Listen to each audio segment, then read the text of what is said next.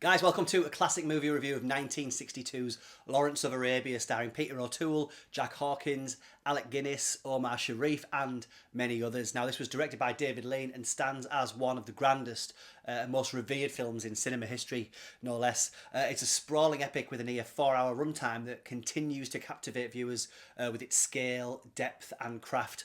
Now, it's one of those movies that's very name is synonymous with large-scale epic filmmaking.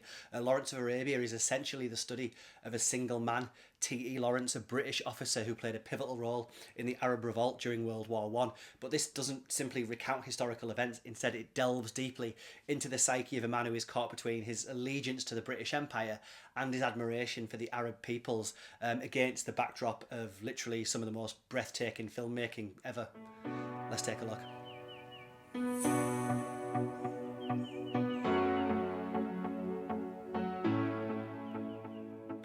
Now, much hyperbole has been thrown at Lawrence of Arabia over the years. A bit like Citizen Kane, new viewers come to it with massive expectations. You've read it's got stunning visuals, complex characters, a timeless narrative. And of course, I'm going to argue that this is all true because I like to champion classic movies here. But from way back when I got hold of a widescreen VHS copy of this and watched it in 2 sittings one Christmas, it's of course split by an intermission. I've since watched it over and over, and one of my movie missions personally is to one day get to see it on the big screen. But anyway, the movie, here we have Peter O'Toole as the titular Lawrence, the Oxford-educated cartographer, and the film opens with his death in 1935 and then takes the audience back through a series of flashbacks to tell his story and his orchestration of the Arab Rebellion on the Turkish front in World War One, covering Lawrence's military operations in the desert in the years from 1916 to 1918. And history buffs may correct me here, but the Turks here were in alliance with the Germans, and the Brits wanted to keep the Turks from gaining control of the strategic Suez Canal. Now, Lawrence had a desk job in Cairo, but was assigned by his boss Dryden, played by Claude Rains, to go and be an observer and spy on the Arab Rebellion. You see, Prince Faisal, played by Alec Guinness, is the leader of the Arab Revolt against the Turks, and is willing to allow his army to become another branch of the British forces. And ultimately, Lawrence will become an almost messianic figure, a leader of the Arabs, because he wants the rival Arab tribes to unite and not end up falling under British colonial domination. And along the way, he teams up with Bedouin chief Sharif Ali, played by Omar Sharif. Seriously, this cast, who gets one of cinema's most famous introductions by way of the mirage shot, a tiny dot on the desert horizon that gradually grows and comes into focus. So yeah, there's lots going on here. Many characters, over 1,000 extras, real ones too, remember, no CGI.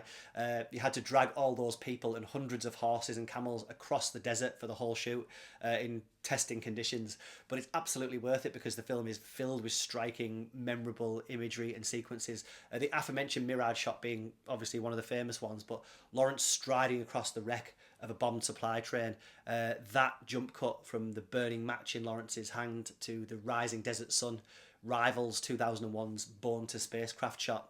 And one of cinema's standout sequences as Lawrence and co must cross the Nefud Desert, God's Anvil as it's nicknamed, only for Lawrence to realise they've left someone behind and to take the 1 in a million risk of going back for him beneath the unforgiving desert sun.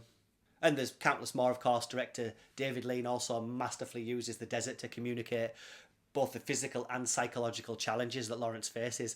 Lawrence's transformation from naive officer to leader and eventually to a disillusioned figure is amplified by the conditions, as well as a sequence where he's captured, tortured and assaulted in Deraa by the sadistic Turkish Bey played by Jose Ferrer. This incident causing a violent change in Lawrence, who basically goes on a no prisoners massacre in its aftermath. And this is Lawrence of Arabia's greatest strength. The exploration of Lawrence's psyche, his sense of alienation and his internal conflict make him just not a simple hero, but a man struggling with deep psychological wounds. His disillusionment with British colonialism and his ever-growing obsession with his role in the Arab Revolt. And so at the heart of Lawrence of Arabia is Peter O'Toole's iconic performance. Now, Lawrence is a difficult character to portray, a man of ambition, idealism and tragedy, caught between opposing worlds and cultures. Now, O'Toole blends charm and arrogance with vulnerability and doubt, and it's so good I feel he's never really crawled out from beneath its shadow.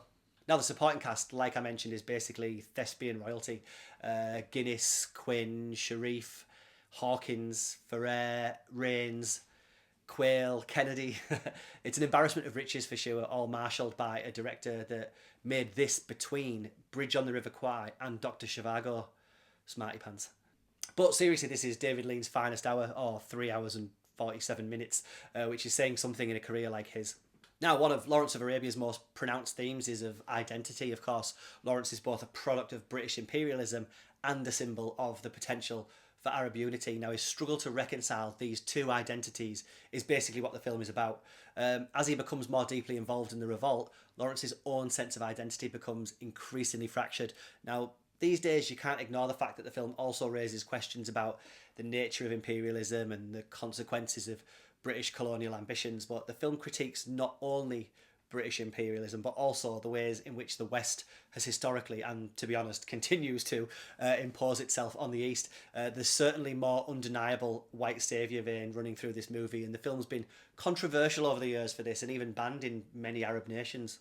Now, Lawrence of Arabia used Robert Bolt's literate script that's based on the 1926 autobiography The Seven Pillars of Wisdom by T.E. Lawrence. So by the time you take Lawrence's version of events and then filter them through the prism of silver screen entertainment, its depiction of history may not sway always towards the accurate, which for me is fine, as many Hollywood projects took poetic license in pursuit of great cinema. Like I touched on, Lawrence of Arabia was both censored and banned due to its controversial depiction of the conflict and its alleged disrespect for Arab cultures, and maybe the fact that several white actors played Arabs, etc.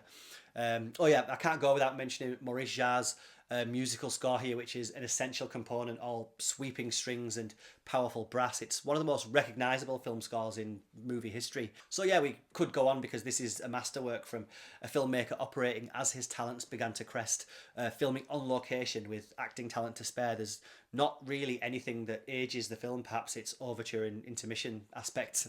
It's a long film, of course, one of a handful that defines the epic movie genre, and there isn't really a doubt that it kind of crawls to a stop in its final act. To view it is an afternoon eating undertaking, but so was your last Netflix binge, so go check it out.